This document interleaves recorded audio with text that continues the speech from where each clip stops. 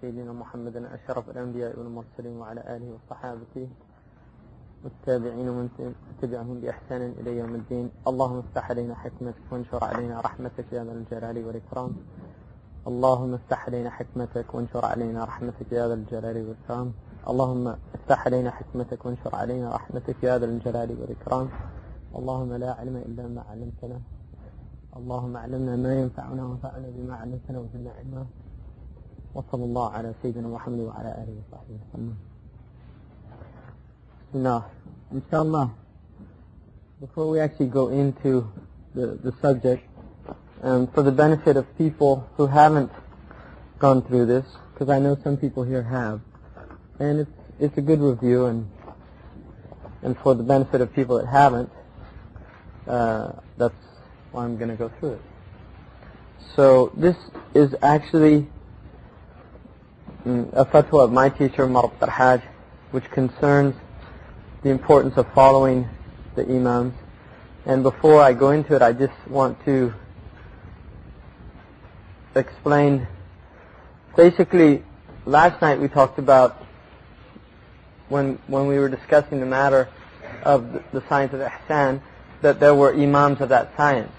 And how you know that you're not going astray is by following the imams, that there is a general consensus about their uprightness. And this is from the Quran, because the Quran says, فَاسْأَلُوا أَهْلَ الذِّكْرِ إِن كُنتُمْ لَا تَعْلَمُونَ. Now, to give you another example of that, which is an interesting one, I think, from the seerah, is that when the Prophet ﷺ initially had his wahi, he actually was completely distraught because he really didn't understand what was happening. And the first thing that he did, sallallahu alaihi wasallam, was he went to Khadija. Now Khadija was the closest person to him, and so it would be natural that he would go to his wife and tell her what was happening.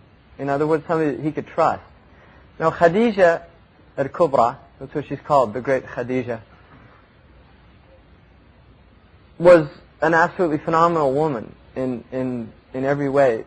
But I think one of the most extraordinary things that we know about her, because we don't know enough about her, because the Meccan period is a period that our information on it is much less than the Medinan period. We know a lot more of detail because the Medinan period is much more important in terms of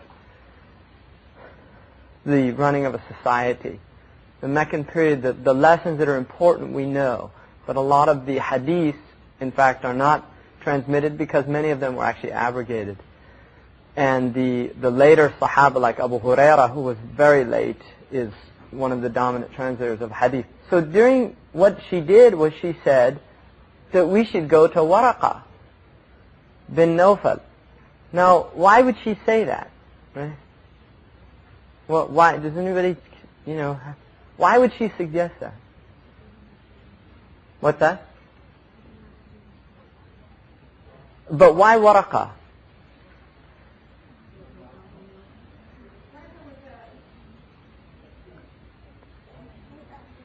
He was Ahl al-Dhikr.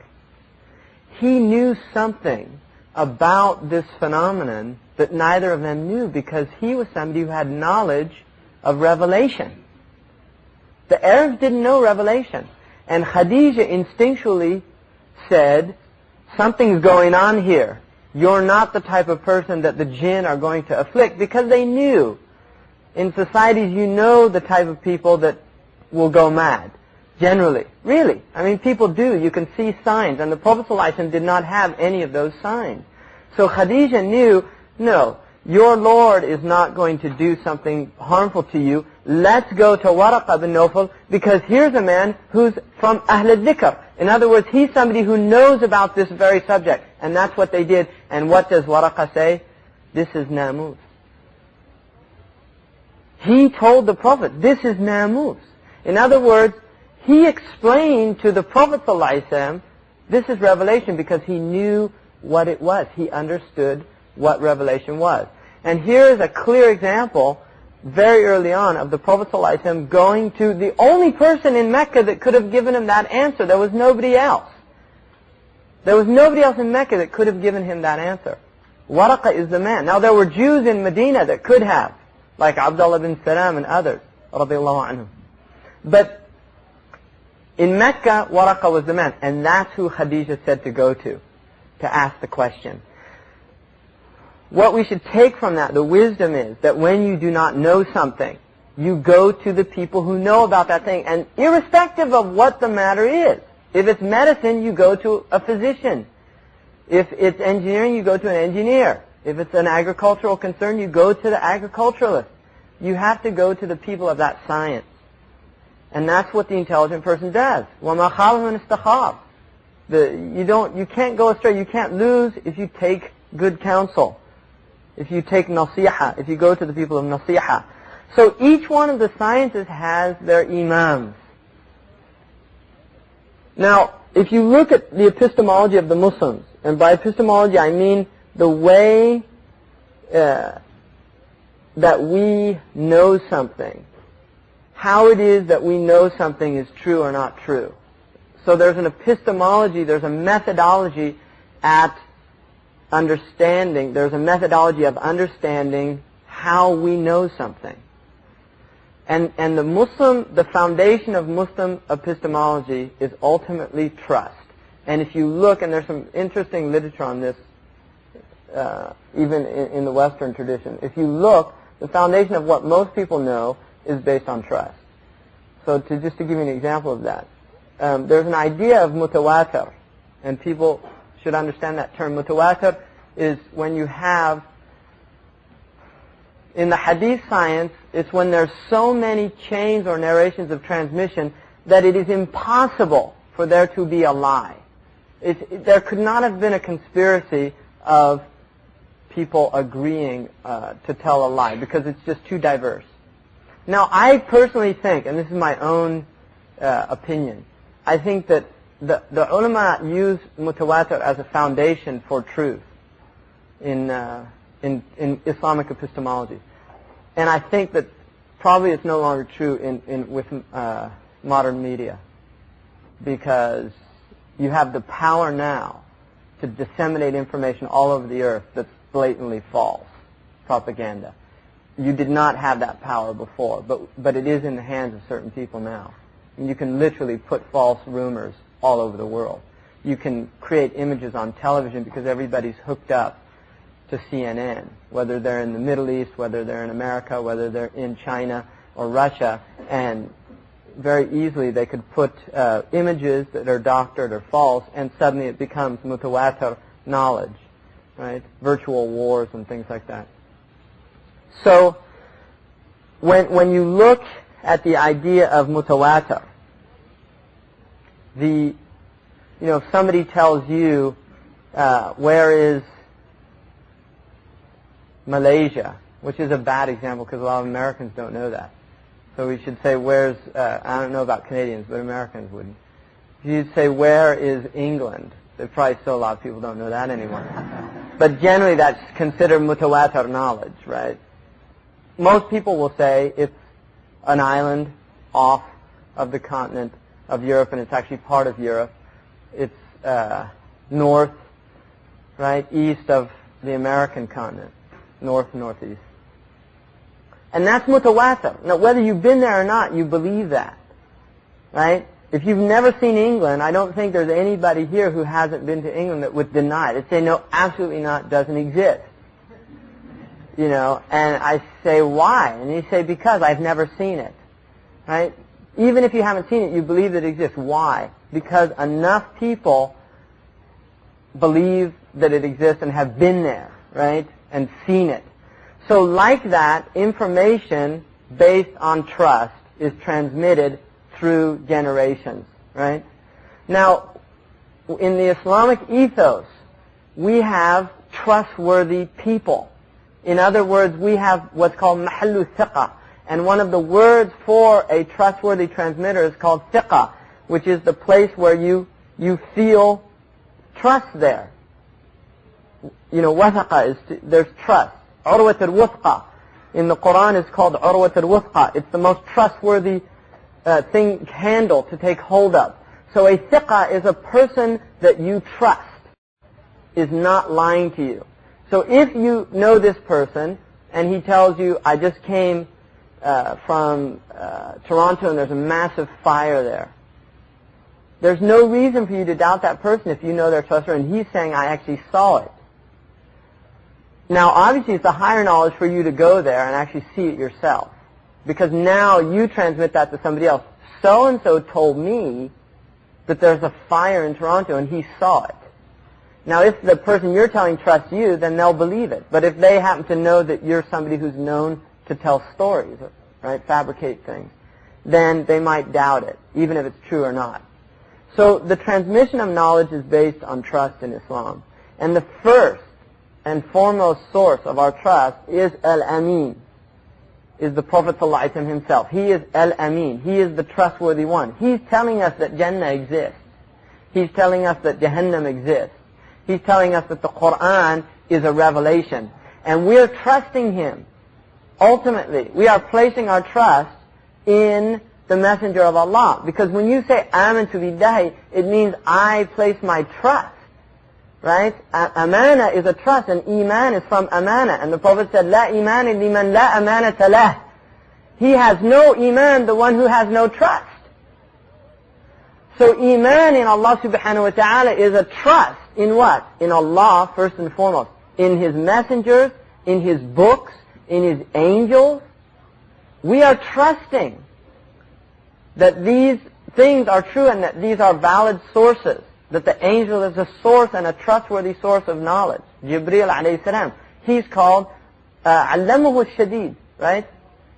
Shadid al-Quwa, the fierce one, right? He's Qawlu Rasulun Kareem. He's a noble messenger. And noble people don't lie. So when you look at the sciences, you have to recognize that we do have a basic trust in our imams. We trust them. And now people can say, no, I only trust Allah and His Messenger. Well, that is just somebody who has not thought out the situation. Because what you know about Allah and His Messenger is what has been transmitted by trustworthy sources. In other words, if you say, I only trust what Allah and His Messenger say, how do you know what Allah and His Messenger said? Because the Quran has been transmitted. The Quran is transmitted. How do you know that that book that you have, the Quran, unless you took it from somebody who took it from somebody who took it from somebody, and you trust all the chain of narration, you don't know that that book hasn't been, things have been replaced. This is what happened to the Christians, right? The Christians' book has been changed and altered, and yet they still trust the people who print those books, that they're true. And it gets worse because now they change it arbitrarily because of political correctness. Quite literally, they just change things because that's old-fashioned. And they don't tell the people. So the person goes to the bookstore to buy a Bible. He doesn't know this is in fact a politically correct Bible. And there's been things that have been taken out of that book. So we know that the Quran is absolutely sound because of the chain of transmission. The Hadith, you're trusting Al-Bukhari's research in the men that he took from. You're trusting Imam Muslim's research. You're trusting Imam Malik's research. You're trusting Ibn Wahb's research. You're trusting then each chain of transmission. And furthermore, you're even trusting the Lebanese booksellers, which is a disaster. Because they're not trustworthy, unfortunately. No offense to Lebanese people. But they're just not anymore. They're out for money. And beautifully, hadith illustrate, at-tujjar hum al-fujjar. Merchants, they are corrupt people. And one of the Sahaba said, كيف يكون ذلك يا رسول الله? How could that be true when Allah has made tijara halal? And he said, because they do things like swear oaths and they know it's a lie, just to make money. And that's not an insignificant hadith. And that is why that a true merchant, a tajir al-sadiq, is with the shuhada on the Yawm al-Qiyamah. And anybody who's had any practice of commerce will know why that hadith is true. Because it's very difficult to be absolutely 100% truthful in all of your business transactions. I guarantee you. Anybody, I mean, you tell the person, oh, that coat looks great on you. You're just lying. You're lying, to sell a garment. Right? Or it's a really good bargain. And you know it's a lie because it was made for 10 cents in Costa Rica and you're selling it to them for $150, right? I mean, this is what merchants do unless they be given tawfiq from Allah.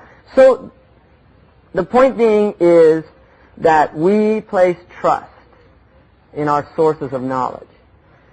Now, who do we place our trust in? Ahl al-Dhikr, who are they? They're thiqat that have, the ummah in each generation has said, these are the trustworthy people of this science. How do we know that they're trustworthy? Because the vast majority of our scholars have accepted them and they don't have ikhtilaf. There's not big ikhtilaf in them.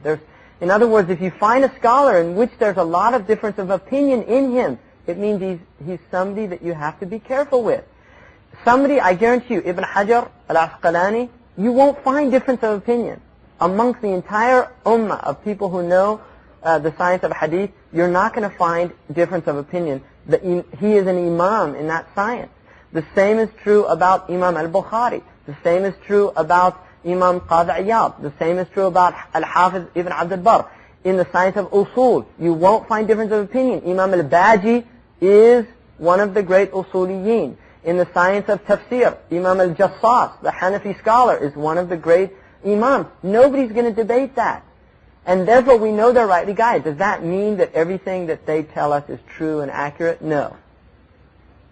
There are probabilistic errors in their work. And some of the errors are clear and blatant and have been pointed out by scholars who come later. Right? So the rightly guided works have been looked at and literally like a sieve that they take over the centuries. Scholars will come, they'll pick up the work, put it in their sieve and they'll shake it and they purify it. And so after 10 centuries, you have a book like the Muwatta and you have several commentaries on it. Great minds have looked at it, they've gone through it and they've given us the final word. So this is a basic trust that we're having. Now, with the science of, you have that with the science of aqidah, you have that with the science of fiqh, you have that with the science of ihsan.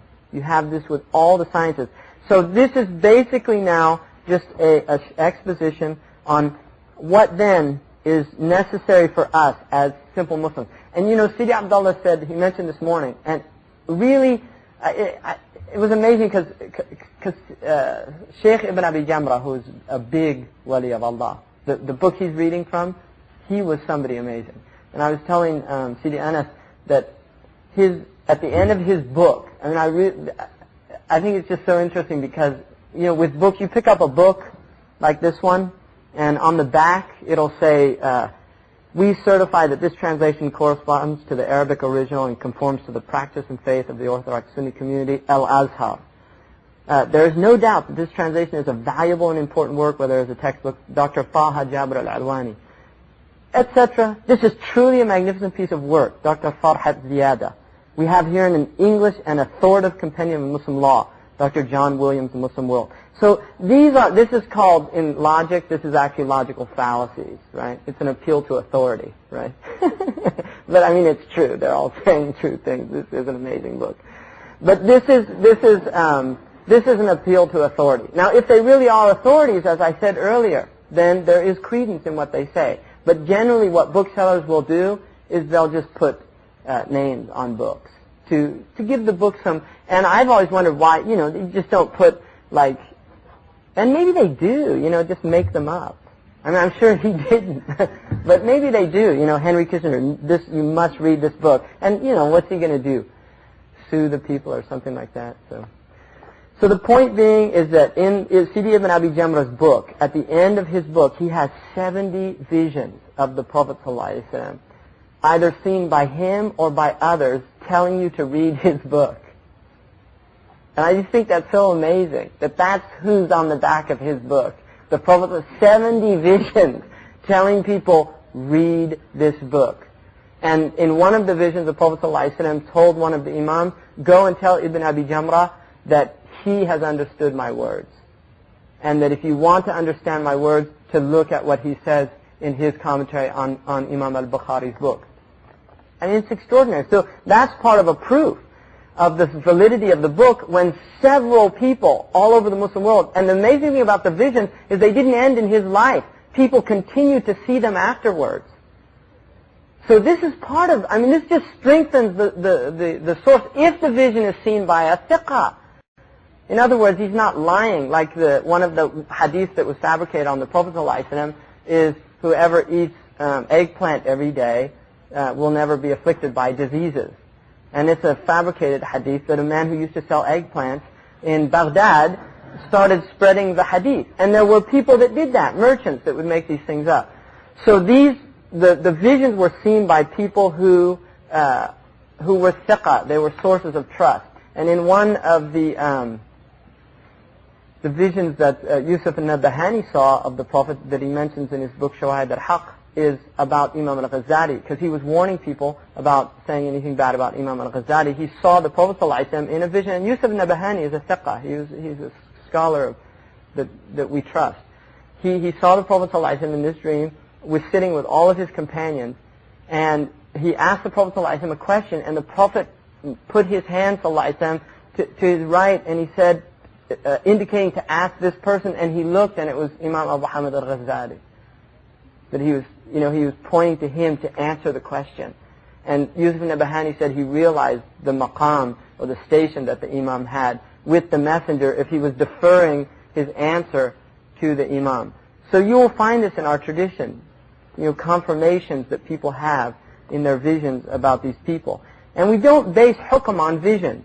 In other words, there's no judgment based in Sharia. You cannot make a hukm based on a vision of the Prophet ﷺ. But visions of the Prophet ﷺ do strengthen the authority. And this is why they're transmitted in the books.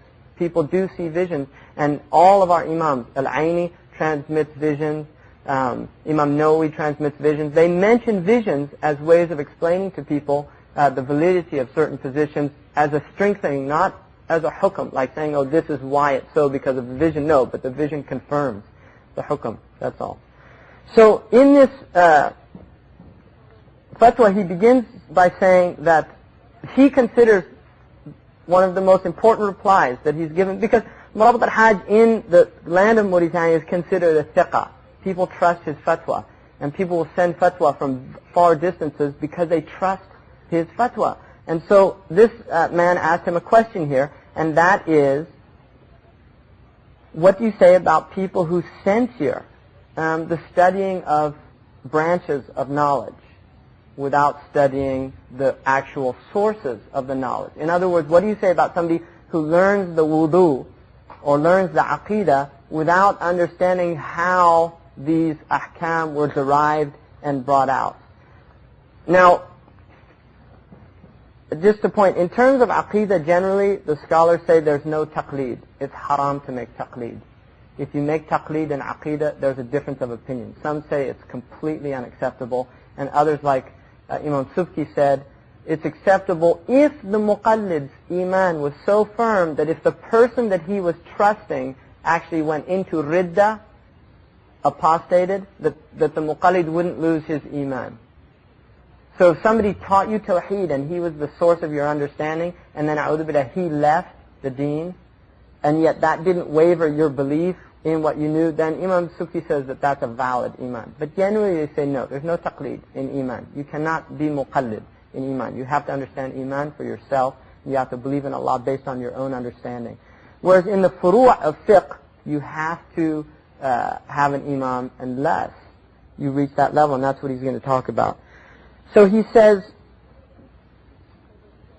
would that he had claimed ijtihad for himself only, and Allah is his reckoner, and abandoned the call of Muslims to leave that which is incumbent upon them. In our reply to such a one, we make mention what the scholars of the methodological basis of Islamic jurisprudence, the usuliyin, and the imams of the jurisprudence themselves has said about such a matter. As for my labeling him a deviant, it is only because he has desired to impose upon common people the precious rank of absolute independent reasoning, about which Muhammad al-Nabigha said, and ijtihad in the land of the Moroccans, the Western Phoenix has taken flight with it. Muhammad al-Nabigha is a famous Mauritanian scholar, and what he was saying was the Western Phoenix, the Anqa Mughribi, was a bird, mythological bird that they said used to come out of Arabia every 500 years and go to Egypt and would steal like babies and things and then go back. And so it's a mythological bird. What he's saying is the mujtahid comes every 500 years. So ijtihad, the anqa, the phoenix, came and took ijtihad away, and we just haven't seen it for a long time. So he's saying, I say in reply to the following qualified scholarship, taqleed is an obligation on anyone other than absolute mujtahid. In other words, what he's saying is it's wajib to follow somebody of qualified scholarship that you trust, if you are not an absolute mujtahid. And I will make mention of all his necessary prerequisites, inshaAllah. Sidi Abdullah wa Hajj Ibrahim. And this is a book, by the way, which is taught in Al-Azhar and in Medina University in their section on usul. It's called Maraqi al-Saud. It's 1,001 lines by 1,000 lines, 1,001 lines by Sidi Abdullah wa Hajj Ibrahim. He said in his Maraqi al-Saud, taqleed is necessary for other than the one who has achieved the rank of absolute ijtihad. Now if you look, there is ranking in ijtihad. The first and highest rank is called mujtahid mutlaq. I don't have a board, but the first and highest ranking is called mujtahid mutlaq. A mujtahid mutlaq, when we talk about ijtihad, what ijtihad means is anything other than what there is a absolute proof for. Qat'i. Qat'i means it's a decisive proof and there's no debate about it. When there is a qat'i proof for something, there is absolutely no room for ijtihad. Ijtihad comes when you have some ambiguity or there's something equivocal in the statement that the legal ruling is coming from and the imams differ on it. At that point you move into ijtihad. Who is capable of making ijtihad? Now the vast majority of rulings in Islam are ijtihadi rulings. Now why would that be? Why would Allah make the vast majority of rulings in our deen from ijtihad? Why? Why do you think? What's that? Not really, because ijtihad can be a fixed thing. I mean, ijtihad does have that element of change, but the vast majority of ijtihadi rulings are not. They don't change. They're the same.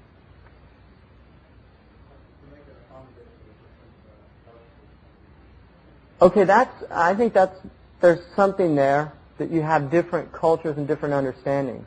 But what ultimately is ijtihad? What is the actual process of it? What is ijtihad? What's the root word? Jihad, right? That's the root word. So why would Allah make ijtihad the vast majority of legal rulings coming out of ijtihad? It's لَعَلَّكُمْ تَعْقِلُونَ نَنْزَلْنَاهُ قُرْآنًا عَرَبِيًّا لَعَلَّكُمْ تَعْقِلُونَ. We sent this down as an Arabic Quran to force you to use your intellects. And the nature of Arabic is that it is an equivocal language. I mean, the Arabs have a whole science of tawriyah. They have a whole science of literally saying one thing that has possible different meanings. The language is filled with it.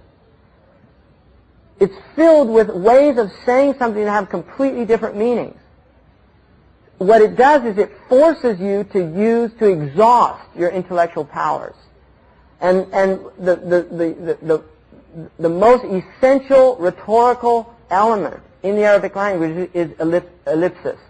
It's constantly not finishing a full thought. In other words, it leaves it to where the person listening is forced to finish the thought, to finish the understanding. The Quran is filled with that, and that's why so many tafsirs there's brackets that are filling in the lacunae. The thinking, the process is filled in by these lacunae, right? So that's why ijtihad is to force us to think. Now, not everybody can think at that level. It's just a fact of life. Not everybody is capable of thinking at the highest level, right? Because Allah has created a creation of varying understanding. There's tafawut. There's difference in understanding. So he says, so the first one is mujtahid mutlaq, which is an absolute mujtahid. He is the one who's able to make ijtihad. And the next one is called mujtahid muqayyad. Mujtahid muqayyad. Mujtahid muqayyad is somebody who has limited analogical reasoning abilities because of knowledge limitations. In other words, his knowledge is limited, so he cannot make absolute ijtihad. And these people are forced to follow the methodological practices of the mujtahidun and muttaqun. In other words, what the mujtahid does is he shows you how he does his ijtihad. So it's like he gives you an ABC, like a logarithm of how he arrived. And the different Imam Abu Hanifa has a different logarithm. Imam Malik has a different logarithm. Imam Shafi'i has a different logarithm. If you are mujtahid mutlaq, you will derive your own logarithm. If you are mujtahid muqayyad, you have to follow the process of one of the imams. You can't make up your own. You have to follow one of their processes. And then the third category is called mujtahid murajjih. This is a mujtahid who looks at what the mujtahidun and muqayyadun have done, and he decides which one is the best opinion.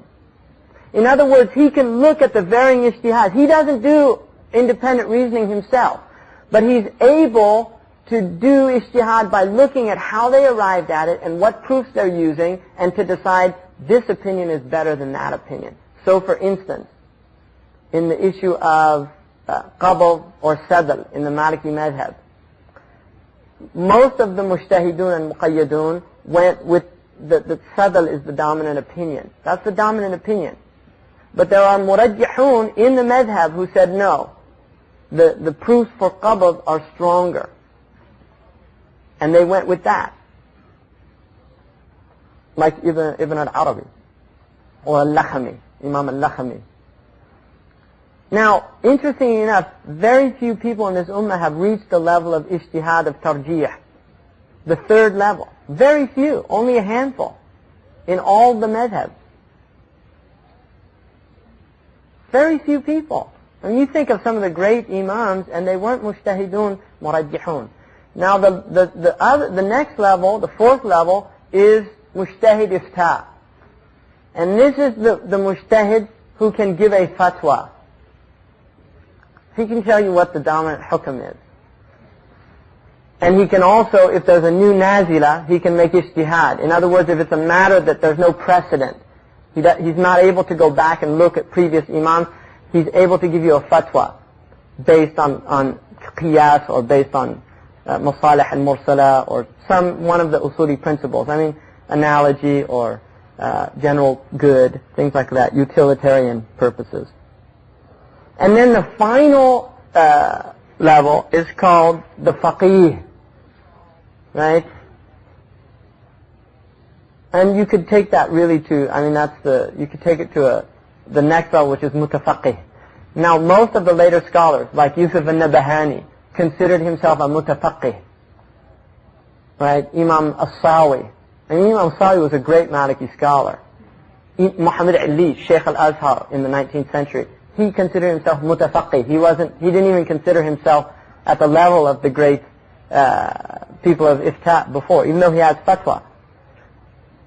And then finally, at the very bottom, you have what's called an ammi, which is what we are, all of us. We're awam. We're not even in that list. None of us. And if you meet somebody in this age that thinks that they are, then you're in trouble. Really, you're in trouble. And wallahi, I'm not exaggerating that. I think there's probably mutafaqihun. There's some people that are at the level of mutafaqih now. I would highly doubt that there's a faqih. Maybe there is. I mean, I can't, it's something you can't, ihata lillah. But most of the real people that I trust, the ulama that I've met that I trust, they say there's not fuqaha. There's mutafaqihun. And Allah knows best. So the ammi is somebody, they don't have any tools. What do they do then? Taqleed. They follow the way of the people that have this knowledge. Now, he says in here that it's incumbent upon you to do that, whoever falls short achieving the rank of absolute ijtihad to following a particular madhab. Again, in Maraqi al-Saudi says, the consensus, the consensus today is following one of the four, and all have prohibited following others. In other words, all of the ulama, and he's saying this 200 years ago, all of the ulama have prohibited following other than these four madhabs. It's mamnu'. It's prohibited to do that. He says in Nashr al-Bunud, his commentary on this, This means that the consensus of scholars today is on the four schools of thought. I mean by them Malik, Abu Hanifa, Shafi'i, and Ahmad. Indeed, all of the scholars have prohibited following any other school of an independent absolute mujtahid since the 8th century when the school of Dawood al-Zahiri died out. So in the 8th century, the last school that was permissible outside of the four was the school of Imam Abu Dawood al-Zahiri, which was called the Madhab al-Zahiri. And there's some people trying to revive that madhab now. Literally, they want to follow Madhab Abu Dawood al-Zahiri. Why can't, if a madhab dies out, even though it's all written, why can't it be revived? Allah yubarak fikum. There's no chain of transmission. It's stopped. And that's the whole point of the deen. That's the secret that we have. There's a chain of unbroken transmission. And if it stops, Allah has cut it. The chain is cut, and you can't go back and reestablish the link, because the link is human beings. They're the links in the chain. They're the hamalat al-ilm. They're the people that carry the knowledge to each generation. And as time goes on, it gets weaker and weaker. That's why it's much easier to break towards the end. The first, if you're holding on to that first part, Allahu Akbar. But as time passes, it gets weaker and weaker. Right?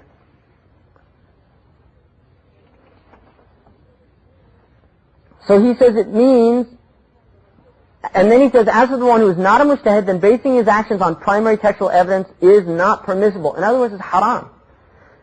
He says in Nashr al-Bunud, it means that it is prohibited for other than a mujtahid to base his actions upon a direct text from either the book and the sunnah.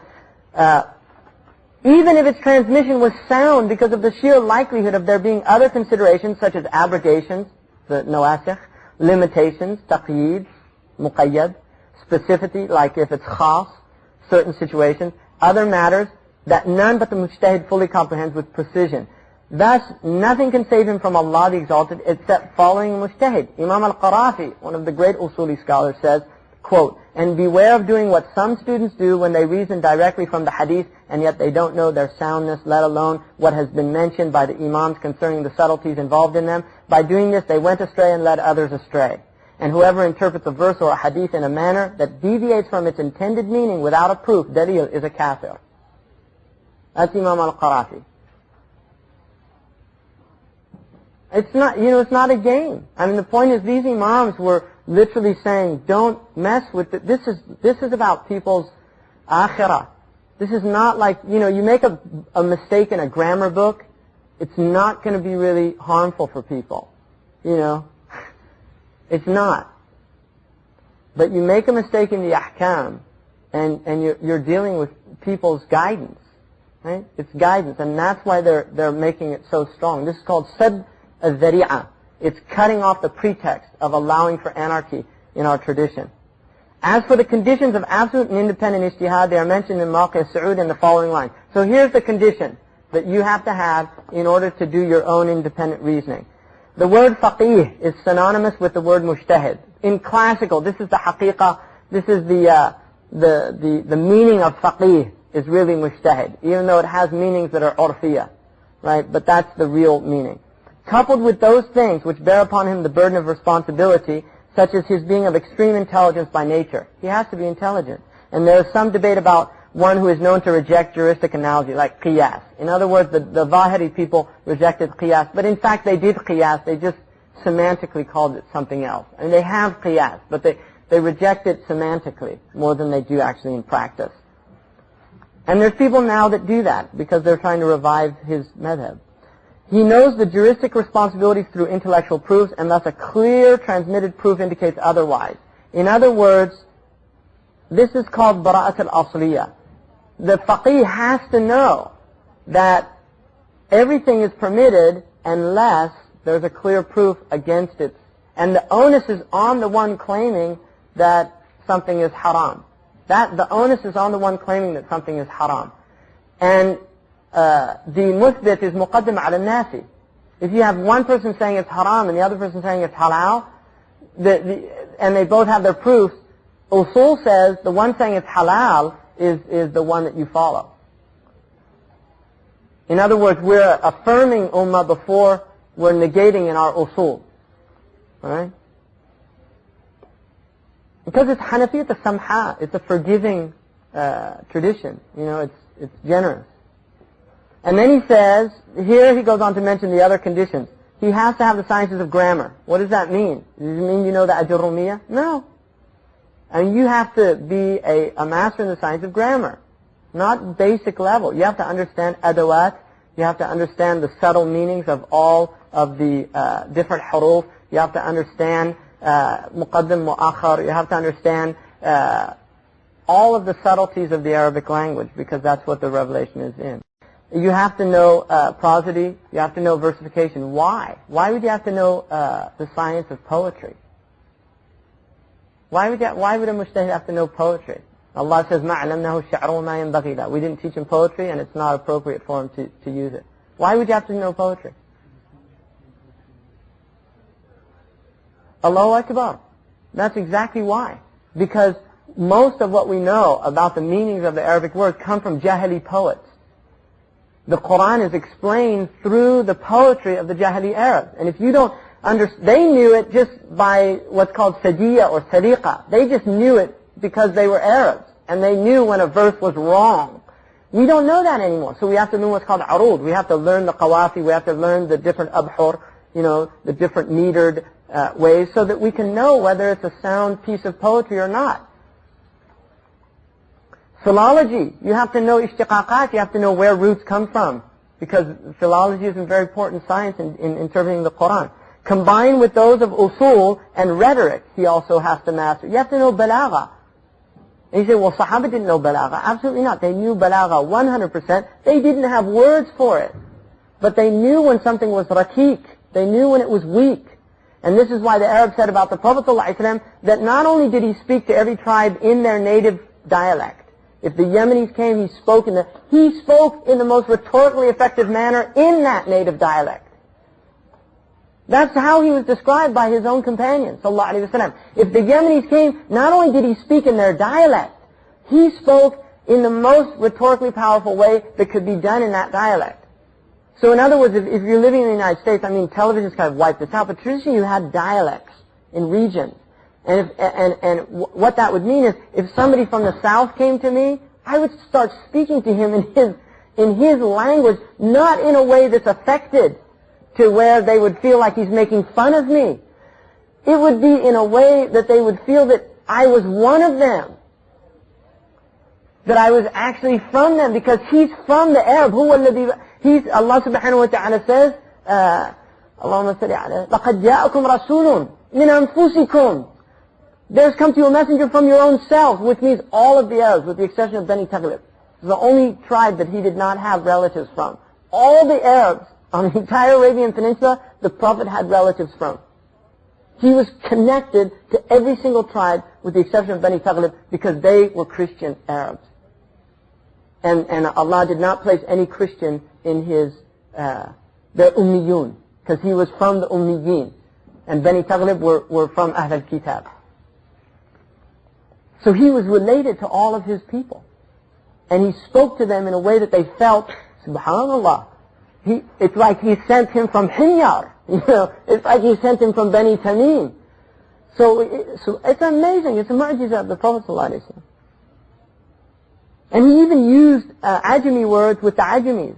Like he used Habashi, when the Habashis, he would use some words just to honor them. Sallallahu Alaihi Wasallam. And then, according to the people of precision, he has to know where judgments can be found without the condition of having memorized the actual text. So the ulama say that he doesn't have to memorize all the hadith. Now, what does that mean? Does that mean that if I say, oh, well, alhamdulillah, then I've got my collection of Bukhari, my collection of Muslim, my collection of Abu Dawood, Tirmidhi, all these things, then can I go and do these things because memorization is not? No. You have to have studied each one of those books with a hadith master, and have isnad and ijaza, and know which is the correct dabt, because there's different dabt in the hadith. In other words, al-Bukhari, there's different riwayat that have different ashkal and things like that, and you have to know that. So you can't just buy the books. The books have to be authenticated, like in India, where they still maintain hadith tradition. They have authenticated, certified editions of the books that are then read with a scholar. The book, they still transmit them with absolute certainty of their transmission. And then he says, And above all these that we've just mentioned, he has to be a middle-ranked mastery. In other words, he has to be a master and of middle stature. He can't be like average. He has to be a master, which is above average, and amongst the masters, he has to have middle. In other words, he can have some middle stature in his mastery. But he has to be a master, which is not average. It's above average. He has to know those matters where there's ijma'. So there's ijma'at. So he has to know where everybody's in agreement. He must know things such as the condition of a single hadith, the ahad, and the mutawatir, and the aziz. He has to know the mashhur. He has to know when a hadith is ahad, because that has a hukm, as opposed to a hadith that's mutawatir, as opposed to a hadith that's aziz. They have different ahkam related to them. Furthermore, he has to know the abrogated and the abrogating.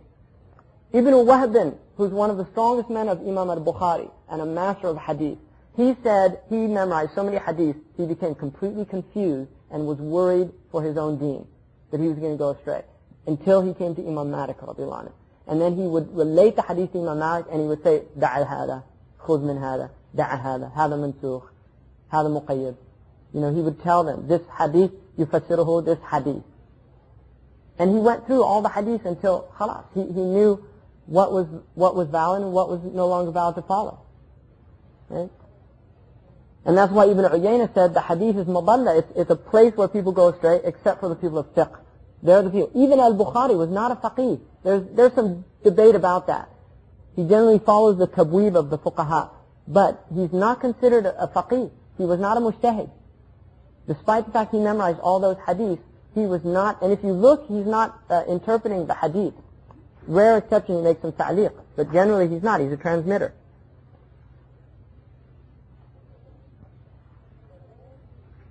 And then he has to know also under the conditions which the verses were revealed or the hadith. So there's what's called asbab al-nuzul and asbab al-wurud. Asbab al-nuzul relates to the ayat. He has to know what the circumstances were when the ayats were revealed. Asbab al-wurud means he has to know what the circumstances in the hadith. When did the Prophet ﷺ say the hadith? Because that relates to understanding the hadith in its context. And you'll be amazed when you see, because many of the hadiths don't have the asbab al-wurud in them. When you read books that have the science of asbab al-wurud, suddenly the hadith makes sense in a way that it didn't make sense before. Guarantee you. And it's just extraordinary to see that.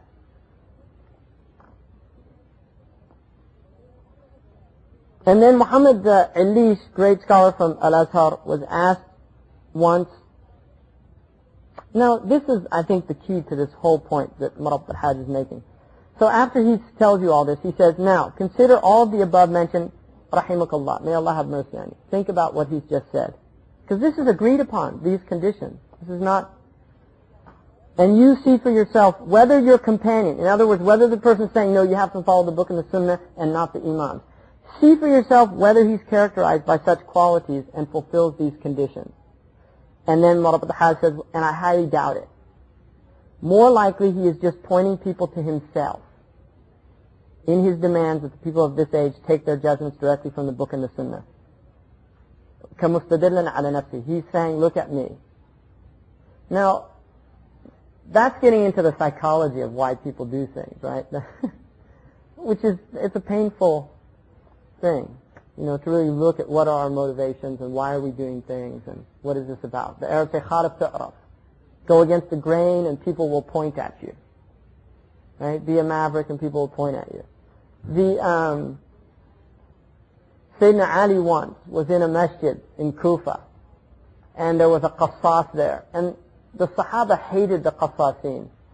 People that used to tell stories, that were fabrications. They were like embellished stories. And some of them were very effective, the qassasin. Yahya ibn Yahya al-Laythi says on his way to, I think it's Yahya ibn Yahya al-Laythi, on his way to Medina, he said that there was a qassas with them. He was a young man. He said he used to get up after every prayer on the journey. They were going to Medina, and he used to tell these stories, and he'd have everybody weeping. And he said that the people were very affected by him. And when they got to Medina, he got up after the prayer and he started to tell his story, and the little children in the mosque threw sandals at him and told him to, be quiet. And he was stricken by, he said, what's going on? What? And he looked at one of the men from Medina, and he said, if the little children hadn't done that, we would have been forced to do it. We don't have qasasin in the masjid of the Prophet. We don't have these people in the masjid. This is a place to learn the deen. Right? And so the Sahaba didn't like qasasin. One man was telling a story, and Sayyidina Ali wasn't listening to him. He was talking to his people. And one of the men said, أَتُعْرِضُ عَنْ هَذَا? And he looked over at the man and he said, هَذَا الَّذِي يُنَادِي أَعْرِفُونِي أَعْرِفُونِي.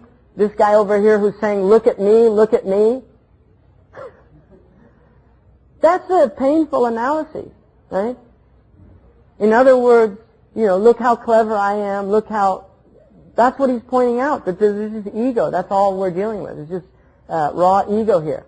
And there's a man I know, Muhammad Abu Bakr, he's from Ghana, and he's a very, very interesting scholar. But he told me once, I was at this conference, and he said, for me it's painful to see so many people that are just really just displaying their pathology in public arenas.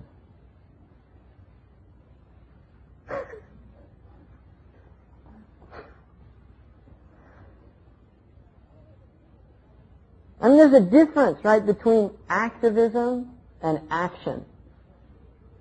Right? There's a big difference between the two. Activism, and I'm saying this as a former activist, activism is often nothing other than working out your own psychological problems in a public arena. So if you're angry, you begin to justify your anger by using objects of your anger which are justifiably objects of anger. But the reason that you're attacking them is not because you're really indignant about those things. The reason you're attacking them is because you're angry as an individual, and you want to justify your anger, so you direct it at objects of anger. I mean, this is what they call sublimation, right?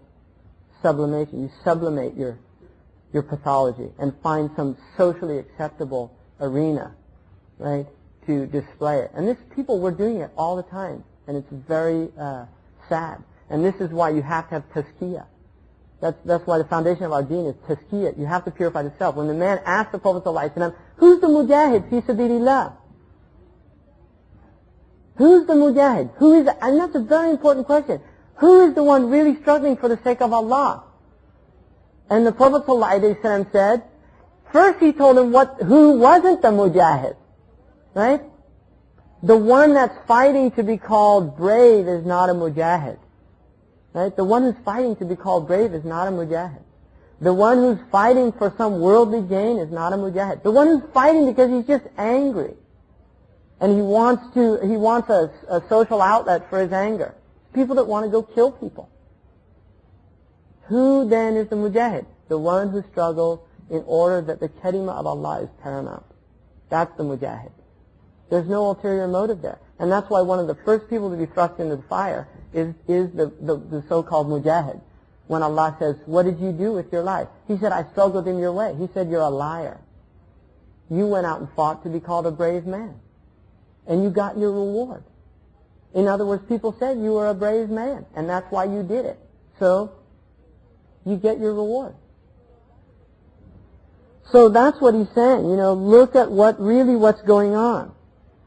What's the underlying thing here? Why is this person doing that? Because our tradition is simply based on just saying, I don't know anything, and admitting that fact. And then just saying, I'm going to follow people who know. Simple as that, right? Rumi's story about the three fish, right, in the lake, when the fisherman comes, and the first fish says it's time to head for the ocean, and he sets out on the journey. The second fish says, he's the most intelligent fish in the lake, and if he's going, I think I should go. And he tells the third one, come on, let's get out of here. The third one says, no, that's a big lake. Don't worry about it. And he takes off, and the third one gets caught by the fisherman in the net, and then he's put in the frying pan, and then in the frying pan he says, if I ever get back to the lake, I'm heading for the ocean. Right? So Rumi says that, the first one are the prophets. They're the ones that head for the ocean. And the second are the people who are intelligent enough to follow the prophets. And the third are the people that in the fire, they're the ones saying, لَيْتَنِي لَمْ أَتَّخِذْ فُلَانًا خَلِيلًا. Would that I didn't take so-and-so. It's too late. Right? So we follow. That's what we are. We're followers. We're atba'. We're people who follow. So he says, what do you say in this thing, Muhammad Ali? He says, what do you say about somebody who says that he follows the Quran and the Hadith, and then he says about people who follow the Imams, I say Allah and His Messenger say, and you reply Malik says, and Ibn al-Qasim or Khalil says, and it's interesting, this is 100 years ago. So things haven't changed. This is a recent thing. It's only 100 years old. This movement is only 100 years old. And that's it. 100 years ago, we still hear this. It's like a direct quotation of what a lot of people now say. I say, Allah and His Messenger say, and you tell me the madhab of Imam Malik says? Here's the hadith, brother. What are you following?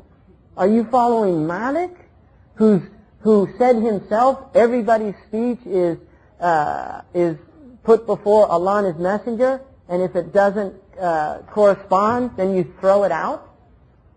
And I tell you the Ma'soom said, and you tell me somebody who can make a mistake says, so what does he say about that? My answer to this is as follows. Alhamdulillah wa salatu wa salam ala rasulillah. It is not permissible for a common person to abandon following the four Imams and take directly from the textual sources of Quran and Hadith, for the simple reason that this entails a great many conditions that have been clarified in the books of Usul. Moreover, these conditions are rarely met by the great scholars, especially in these last days, in which Islam has become a stranger just as it began a stranger. Ibn Uyayna said the hadith are a source of error except for jurisprudence. What he means is that people other than the scholars might interpret a tradition based on an apparent meaning, and yet the hadith may have another interpretation based on some other hadith that clarifies the meaning, or some proof that remains hidden. After a long discussion, he remarks, as for their saying, how can you leave Quran verses and sound hadith and follow the Imams in their ijtihad when they have a clear probability of error, whereas the Quran and the Hadith can't have error? His answer to them is as follows. Surely the following of our rightly guided Imams is not abandoning the Quranic verses or the sound Hadith. It is the very essence of adhering to them and taking our judgments from them. This is because the Quran has not come down to us except by the means of these very Imams, who are more worthy of following by virtue of being more knowledgeable than us in the sciences of abrogating and abrogated, absolute, conditional, equivocal, and clarifying the probabilistic and plain, the circumstances surrounding their revelations and their various meanings, as well as their possible interpretations, various linguistics and philological considerations, not to mention the various other ancillary sciences involved in understanding the Quran needed. Also, they took all that from the students of the companions, who received their instructions from the companions themselves, who received their instructions from the lawgiver himself, may Allah grant him peace and safety, divinely protected from every mistake, who bore witness that the first 3 generations of Muslims would be ones of virtue and righteousness. Furthermore, the prophetic traditions have also reached us through their means, given that they were also more knowledgeable than those who came after them concerning the rigorously authenticated, sahih, the well-authenticated, hasan, the weak, da'if, and as well as the marfu', the mursal, the mutawatir, the ahad, the mu'dal, and the gharib transmissions. Thus, as far as this little band of men is concerned, there is only one of 2 possibilities. Either they are attributing ignorance to those Imams whose knowledge is considered by consensus to have reached what is humanly possible of perfection, and is witnessed in several generations by the truthful lawgiver, upon him prayers and peace, or they are actually attributing misguidance and lack of deen to the Imams, who are all from the best generations, by the testimony of the magnificent Messenger himself. Surely it is not the eyes that are blind, but the hearts in the breast that go blind. As for their saying to the one who imitates Malik, we say to you Allah says, and you say Malik says, or Ibn Qasim or Khalil. What that means is Malik says based on his deep understanding of the word of Allah or the words of the Messenger, or of those firmly adhering to the actions of the companions or of the tabi'een who clearly understood the word of Allah and the meaning of the followers. As for the one who leaves their leadership and says Allah said and His Messenger said, he has relied solely on his own understanding, despite the fact that he is incapable of having any precision in the verses and the hadith that he quotes, since he is unable even to provide chains of transmission with any authority, let alone that he lacks knowledge concerning the abrogated and the abrogated, the absolute and the conditional, the ambiguous and the clarifying, the apparent and the textual, the general and the specific, the dimensions of the Arabic, the cause of the revelation, the various linguistic considerations, and other various ancillary sciences needed. So consider for yourself which is preferable, the word of a follower who simply quotes the understanding of Malik and Imam by consensus, or the word of an ignoramus who said, Allah said and His Messenger said, but it is not the sight that goes blind, but rather the hearts and the breast. Furthermore, know that the origin of this deviation is from the Zahiriyah who appeared in Andalusia and whose power waxed for a period until Allah obliterated all traces of them, until this little band of men set about to revive their beliefs. Imam al-Barzuli said the first one who ever attacked the Mudawwana, he's using Maliki sources because he's a Maliki in a Maliki country. But we could use the same, say Imam Shafi, Imam Ahmed, Imam Abu Hanifa, the same. But he's writing to primarily Malikis, that's why he's using that. So he says, if you consider the above-mentioned text, you will realize that the one who censors you from following the Imams is truly a deviant. And I am using the word deviant to describe them only because the scholars before me have labeled this little band and their view as deviant. Moreover, you should know that those who condemn your adherence to the Imams have been fully refuted by Muhammad al-Khadir bin Mayaba with the most piercing of refutations, and he himself called them in his book, The People of Deviation and Heterodoxy. He called his book Refuting the People of Deviation and Heterodoxy, who attacked the following of the Imams of independent reasoning.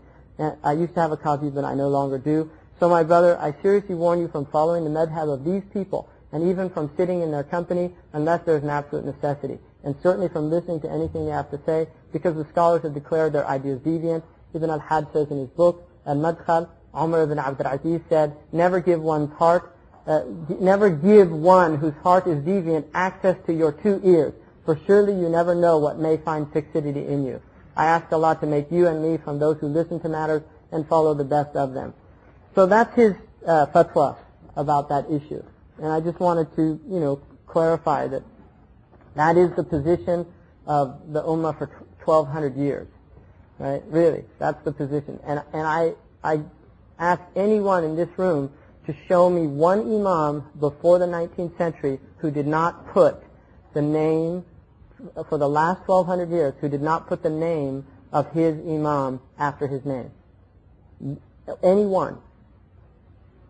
Just one. An Imam in which there's consensus about him who did not say Ibn Hajar al-Asqalani al-Shafi'i, Qadi Iyad al-Maliki, Imam al-Tahawi al-Hanafi, Imam al-Jassas al-Hanafi. Right? Anyone. Imam Abdullah al-Haddad al-Shafi'i, Imam al-Haramain al-Shafi'i. Any one of them. Ibn Taymiyyah al-Hanbali, Imam al-Zahabi al-Hanbali, Ibn Kathir al-Hanbali, Ibn Rajab al-Hanbali. Any one, just one Imam that didn't have that name attached to him, and you can't. So, I just think that's important for people. Inshallah, I'm going to get copies for everybody to take one of these.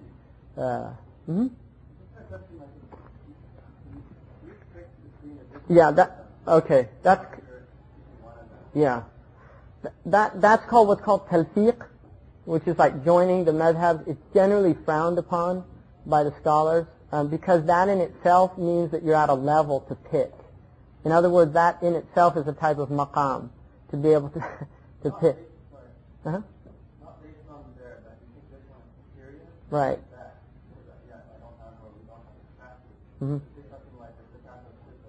Can you pay it in money according to the Hanafi as opposed?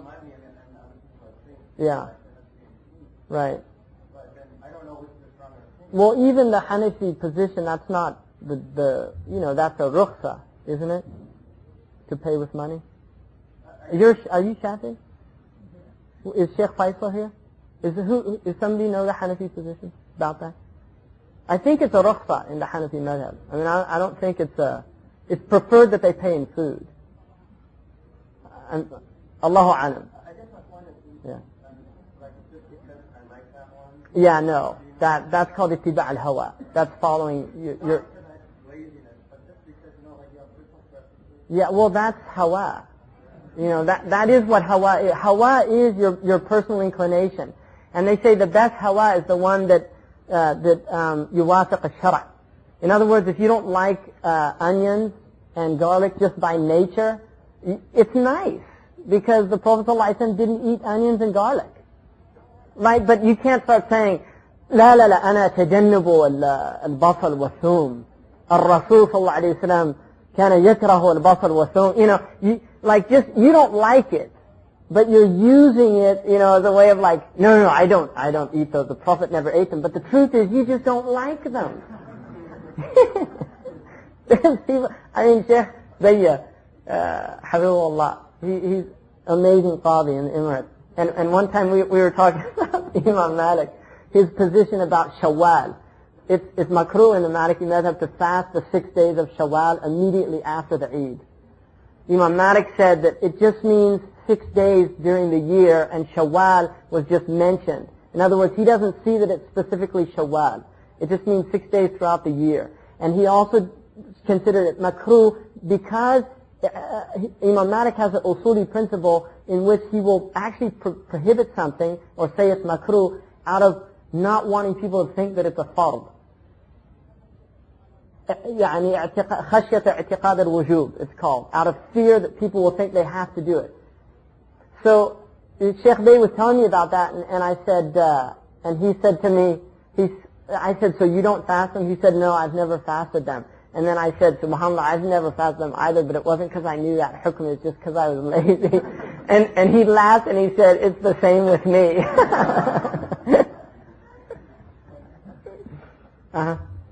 Yeah.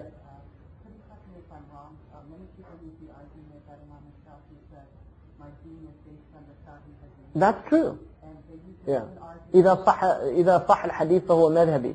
Which is true for Imam Shafi'i, it's not true for Imam Malik. Imam Malik does not say that.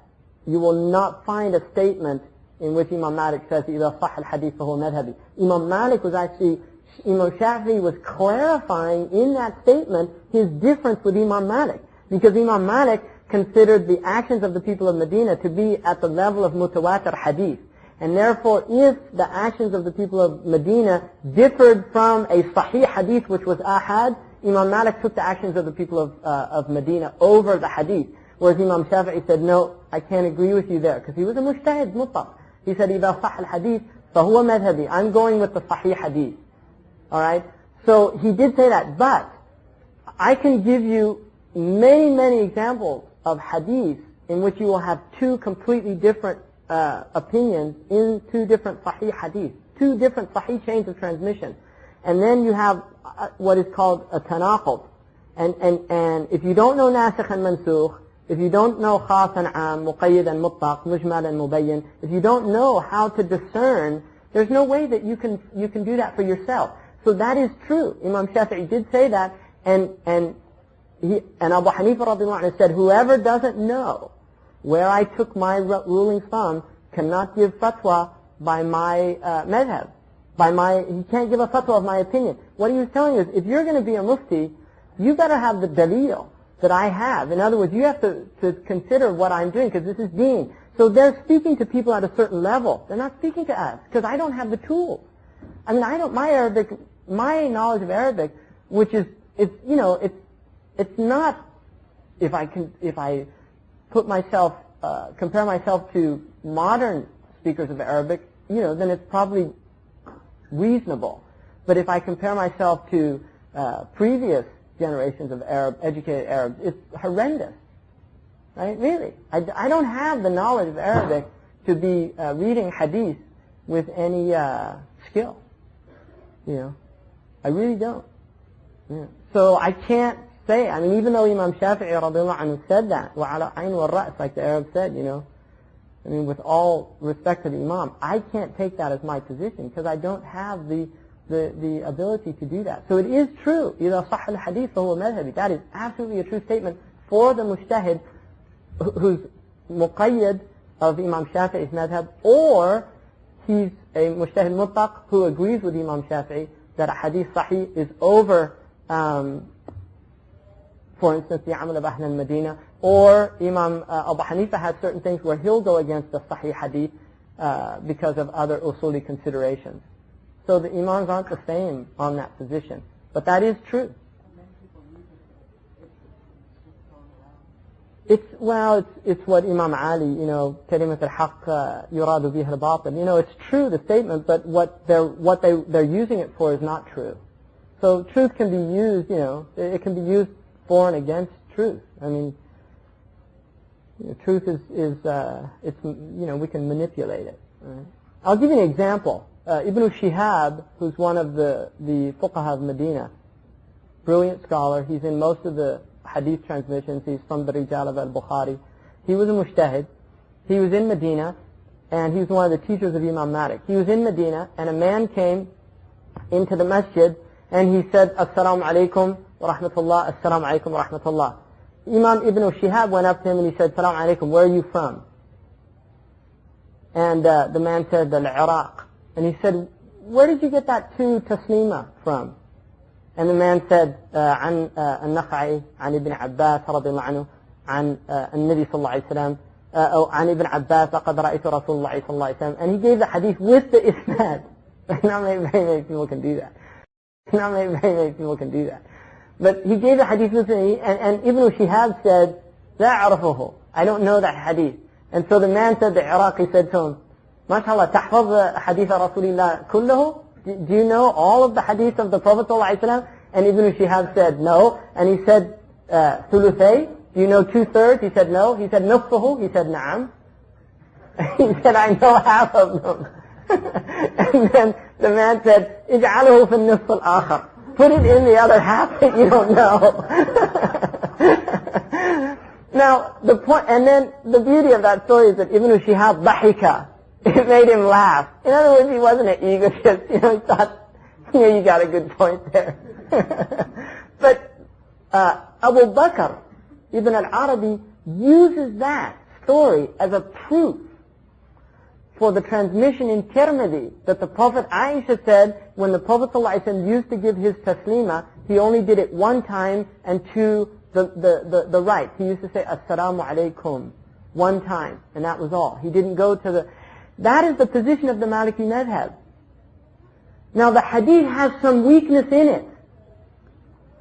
But Imam Malik said, even though there's some weakness in the transmission, everybody in Medina does that. And these tabi'een saw the Sahaba doing it. And these are ulama. So this is the amal of the people of Medina. And even though I know there are sahih hadith that said he used to do it twice, I have a hadith that says he did it one time on Aisha. And even though there's some weakness in it, the amal of Ahl al-Medina strengthens the hadith for me. So his usul said, no, I'm going with one taslima. Because I'd rather take 1,000 tabi'een who saw 1,000 sahaba praying a certain way than take a narrative of the ahad. And that's a Maliki position.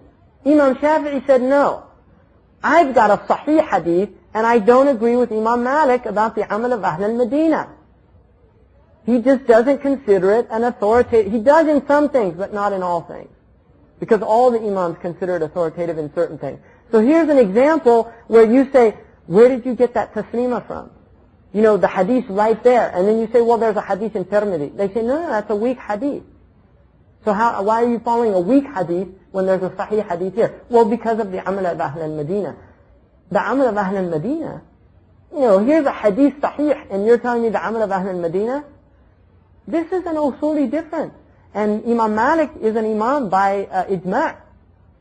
And the ummah has always agreed that he was rightly guided. In fact, there's a hadith that says that in the end of time, not in the end of time, that there will come a time when people will strike their camels looking for somebody in the east and the west. They'll look for somebody of knowledge, and they won't find anyone more knowledgeable than the alim of Medina. And Ibn Uyayna and all the muhaddithin said, we used to interpret it to mean Malik radiallahu anhu. So even Imam Suyuti in his Khasais al-Nabuwa puts that hadith as a proof of the Nabuwa of the Prophet, that he mentioned Imam Malik would come. Right? And I'm not, you know, trumpeting the horn of the Maliki madhab. I'm not. Because they're all, as far as I'm concerned, they're all equal. Wallahi. And I say that. Qalban wa qariban. All the madhab are equal in my estimation. They're all rightly guided. And I don't have anything to say about any of them or say, this one's better than that one. No.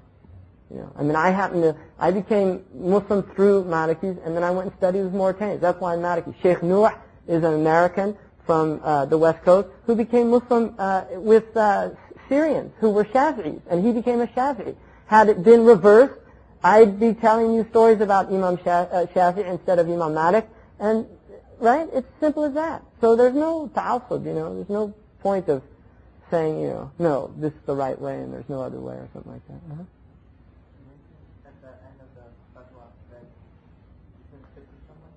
Yeah.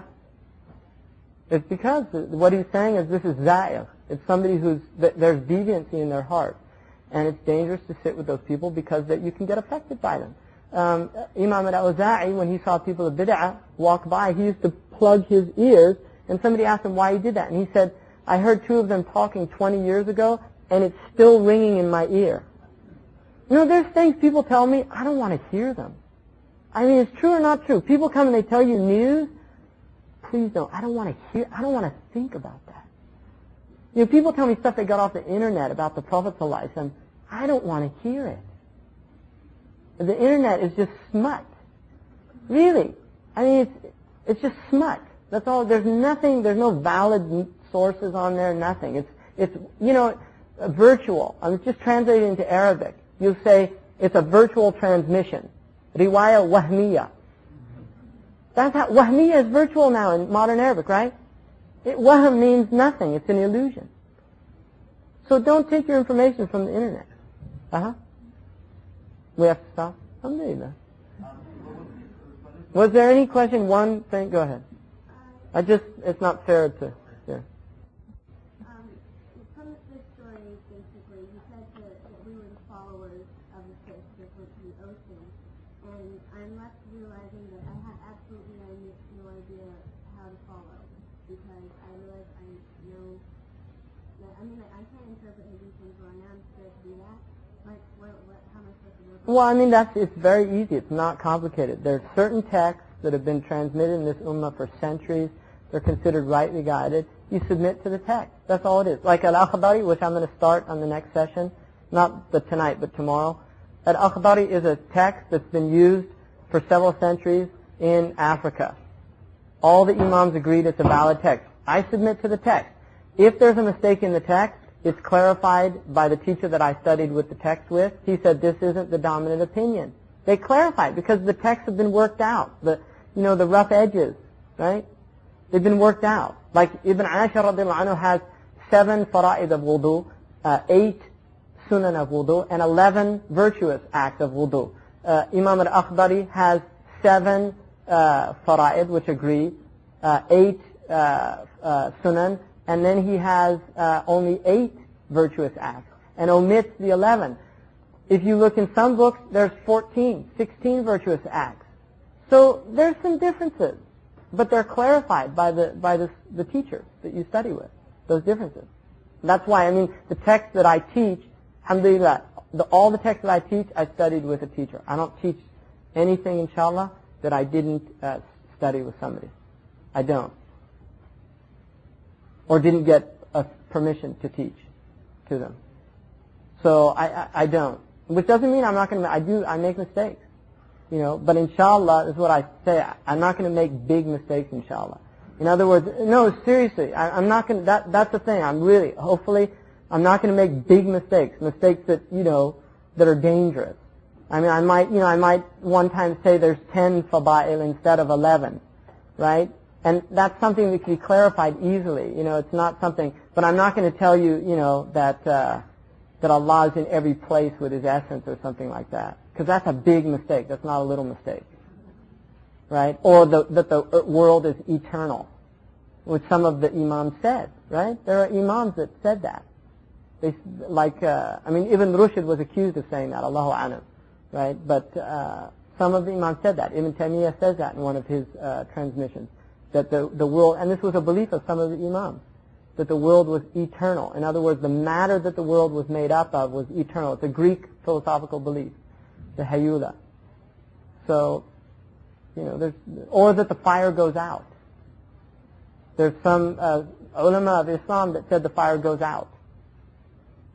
Yafna, an-naru tafna. That's a big mistake. That's not a little mistake. So those type mistakes, inshallah, you won't hear those from either Abdullah or myself. Inshallah. Or Sheikh Ahmed or, Sheikh Faisal, inshallah. And that's not isma. It's not that it's being ma'soom. It's that we adhere to the text that we're teaching. And the text has an isma. See, the ijma' is ma'soom. People forget that. The ijma' of the ummah is also ma'soom. It's not, the Prophet is ma'soom, the Book of Allah is ma'soom, the sunnah in its totality is also ma'soom. The individual hadiths are not ma'soom unless they're mutawatir, but the sunnah in its totality is ma'soom. In other words, the Sunnah is definitely there. We know what it was and it's protected because it's part of the deen. The Arabic language, protected. Right? There's differences, but the vehicle to understanding the Quran is ma'soom. It's there. It's protected. Mahfuz by Allah. And the ijma' is ma'soom. So if you adhere to a text, you're mahfuz from making mistakes. You'll be protected. If you deviate from the text and start going on your own opinions, that's where you'll get into trouble. Because these texts have been worked out by scholars over the centuries, and they've been perfected through commentary and through revision. All right? So, jazakumullah khairan, and, if you have questions, think about things, and